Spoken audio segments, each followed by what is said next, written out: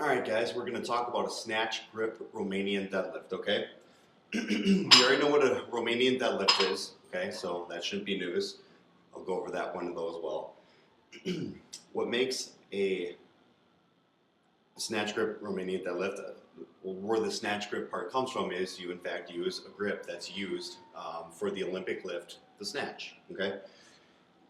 So an example of a snatch grip would be out here, okay? Or even wider. It happens from here, explosion up, bar flips, stand up, okay? Now let's take a look at this bar here. I don't know how well you can see this, but there's some smooth parts. There's two little bands right here, okay? Somewhere between them, it's the most outer like marking before you get to the actual collar. And then there's another one right here. For these deadlifts, I'm going to want your hands outside of both, all right? The consequence of that is you're going to have an inefficient line of pull on the bar, and it's going to put more tension on your arms and your upper back, which is what this is going to do. It's going to build up our upper backs and make us pretty damn strong, all right? So, I'm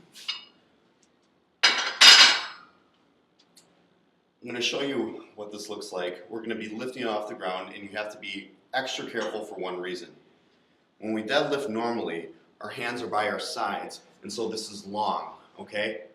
Now, the longer it is, the taller I can stand before I pick it up. The closer I am to the ground, the more I have to bend over, the more difficult it is to maintain that neutral spinal alignment, all right? So now if my hands are out, to be at the same distance, you know what, here, I'll just show you, okay? Snatch grip, I'm down here, okay? Regular deadlift, I'm up here. See how it's easier? Snatch grip, okay. So you're gonna wanna be very careful, all right? Get it nice and tight to it. Bar is gonna be touching the shins, okay? Drive the legs through the floor to pick it up, all right? Be careful with this, do not jerk the weight up, okay? If you hear this, if you hear any kind of clicking before the weight comes up, you jerked it up, all right? You should get tight, and that's where the click should be, and then the bar should come up, all right? Now for the actual lift, our feet are hip width, toes pointed straight forward or slightly out. Our spine stays tall, and we hip hinge backward.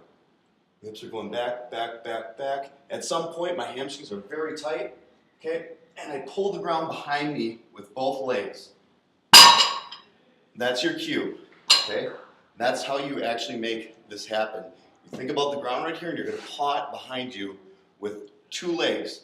So if I pull that ground, guess what? The ground didn't move, I moved. In fact, my hips, by trying to pull the ground behind me, they both came up, all right?